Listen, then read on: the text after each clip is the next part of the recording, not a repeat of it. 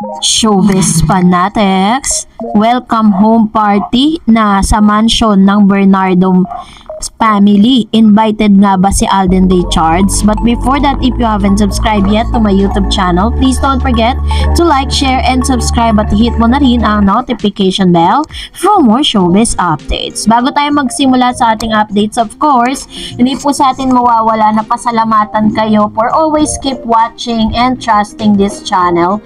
Thank you so much. At salamat din sa mainit na pagsuporta na ibinibigay ninyo para kay Catherine and kay Alden Richards. At ngayon, syempre, natuwa tayo kasi pinost po ni Miss Valerie Concepcion, if I'm not mistaken, Valerie Concepcion, kung saan meron pong bagong friendship na nabuo, no? At napansin ko rin din ito sa photos na to na akala ko si Alden Richards lang ang magaang mata. Pati pala itong si Direk Cathy Garcia Sampana at si Miss Catherine Bernardo ay talaga namang namagaang mata. Talagang makikita mo na marami talagang memories at napakarami nilang mga magagandang bagay na nangyari dyan na parang ayaw nyo na maghiwalay, diba? Ibig sabihin, marami silang mga moments or togetherness na naganap dyan po sa Calgary, Canada at sa Alberta, Canada na sinasabing may maganda raw po mga pasyalan, ano. And eto na, meron po kasi isang viewers natin na nag-check or nag-chat po sa akin sa ating Facebook page. Sinabi niya na meron nag-send ng isang parang pagdiriwang or isang parang preparation na ginana. What is the significance of this photo and Bernardo's mansion party setup photo? I have no idea.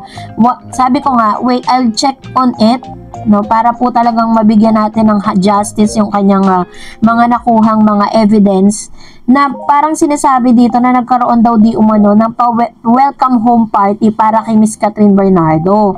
Ang sinasabi kasi dito ng ilang mga vloggers, hindi ko kasi kayang paniwalaan dahil yung post kasi ni Mami Min na ito, yung parang meron po siyang hinihandang table or long table, pinost niya po yan sa kanyang IG, tapos pinasalamatan siya at pinost din po nung parang nag-prepare for this. And parang nakita ko na tong setup na to And nakalagay dito na 4 days ago, ayan, si Kinoko. 4 days ago ay ipinost nga ito nitong si Kinoko at ni Ma'am si Bernardo Min. Pinasalamatan. Kahapon lang po or Sunday lang po, 'di ba? If I'm not mistaken, Sunday dumating po si Miss Catherine Bernardo and Alden Richards from Calgary or from Canada. And diretso po si Alden Richards sa kanya pong taping. So, sinasabi po ng ilan na parang nagkaroon po ng pa-welcome home party ang Bernardo family, pero wala po kasi tayong makitang any resibo kasi imposible po yan na wala pong lalabas na mga videos, photos. Napaka-imposible. Laging pag may mga ganyang pangyayari, lagi pong may mga resibong naglalabasan.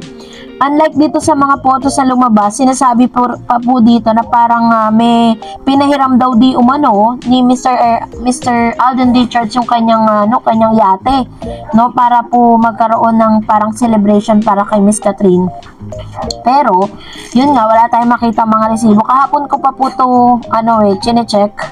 And I cannot confirm to you that it was really happen kasi kanina lang po nag-post din si Miss Catherine Bernardo that nag-ano na po siya, nag-gym na siya, no, kasama niya po yung gym body niya, gym instructor na sinasabing si Mr. Alden Richards mismo ang nag-recommend nun para kay Miss Catherine.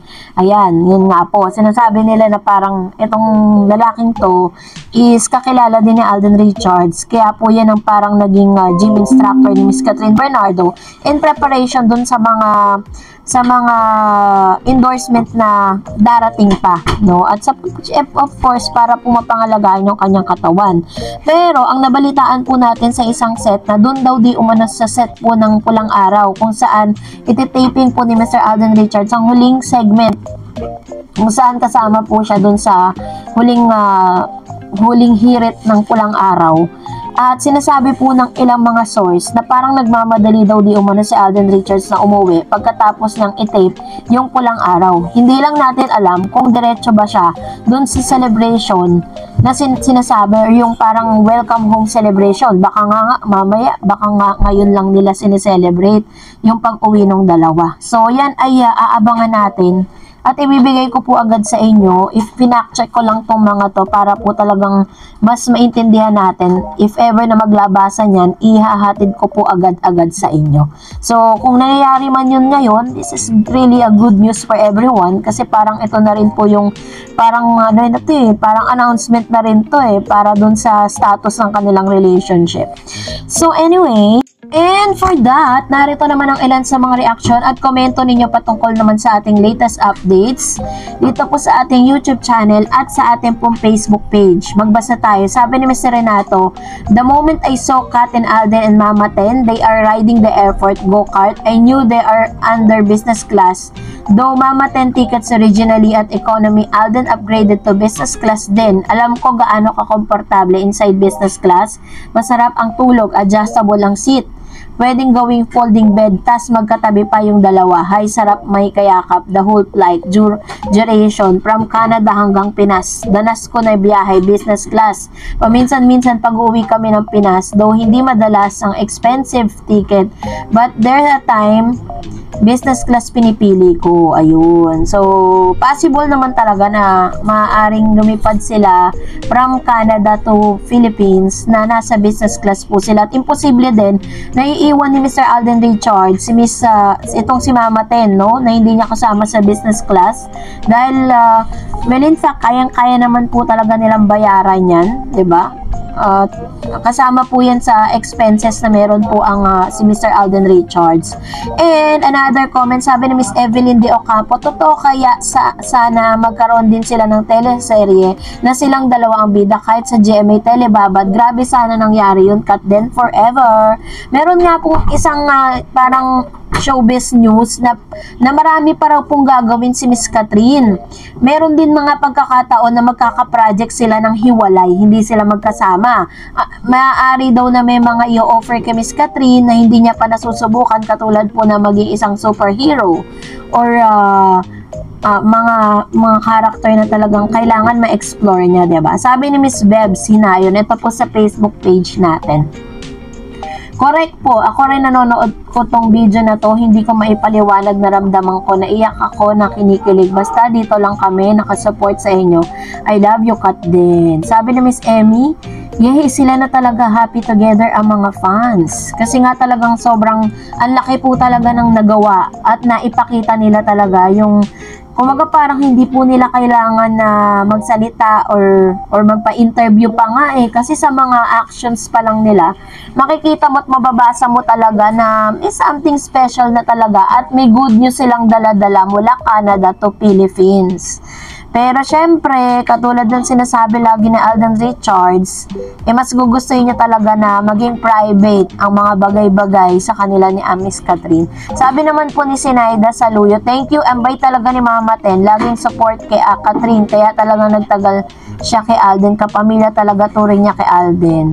Sabi naman ni Mama Sinaida Saluyo, "Si Coco may mang inasal, baka din siya pwede." Yung sinasabi niya po dito kasi meron pong bagong endorsement or may endorsement po, dati na endorsement si Miss Catherine pero may bago siya makakasama. Ang hula po ng ilan, kala nila si Alden, pero sinabi ko nga na imposibleng si Alden kasi may McDo siya. Tapos si Coco Martin naman may mang inasal. So sabi si JK Labajo daw, sabi ni Lorna Laminilaw, "Parang iiyak ako sa report mo, ma'am. Hindi iyak sa lungkot, kung hindi iyak sa saya. Dahil yung iba, puro lang paninira sa Kat din. Ma'am, salamat sa inyong report sa Kat din. I love talaga sa Kat din." Ayan. Sabi ni Miss Jean Wahab, "Mga walang magawa sa buhay, di nyo na kayang sirain ang Kat din." Sure naman. Ang dami po kasing mga kumakalat na fake news ngayon about Catherine and Alden Richards. At syempre, mas alam ng mga Catherine and Alden Richards ang totoong story about them. And expected na natin yan, lalo na't nakikita po nila na talagang sobrang lakas ng tandem nilang dalawa. Sabi ni Ma'am Shiru, "Thank you so much, Miss Dar Ed, sa walang sawa mong support and love sa Kat din. Di mo rin sila iniwan sa ere. Very touching scenario na to sa airport, Miss Dar. Damang-dama mo talaga sa kanila na mahal nila ang isa't isa, and sincerity at genuine love. Hindi na nila naitago ang kanilang nararamdaman. Natutuwa ako at naiiyak sa dalawang lovers na to. Parang ayaw na nilang nang humiwalay kay Kat sa dami ng nagdarasal at nagmamahal sa kanilang dalawa. Alam, super duper trending talaga yung pangyayari na yun kahapon. Kaya nga medyo nalungkot lang yung mga Katden fans kasi sabi nila kapag daw nasa Pilipinas si Kathryn at si Alden, medyo malamya yung kanilang mga paayuda. No, sabi nga pa nga ng isang viewers po natin sa Facebook na matutulog daw siyang malungkot ngayon kasi wala daw siyang paayuda. No, sabi niya, sa dami na nagdarasal at nagmamahal sa kanilang dalawa, suportahan natin sila till the end. Thank you rin kay Mami Min at pinagkatiwala talaga niya si Kat kay Alden. Gayon din si Mama Ten, hindi rin niya pinabayaan si Kat. Talagang they were meant to be to each other. Itinadhana at pinagtagpo. Mabait talaga ang Diyos sa mga taong nananalig sa kanya. We love Kat din and we love you, Miss Dareds. Ayan, may pa-heart siya. Thank you po, Ma'am Shirut Tanyag, sa napakaganda po ninyong comment and sa inyo pong sincerity and genuineness, no, sa inyo pong pagsuporta para sa Katden till the end. So, see you po sa ating pong pa-black screening.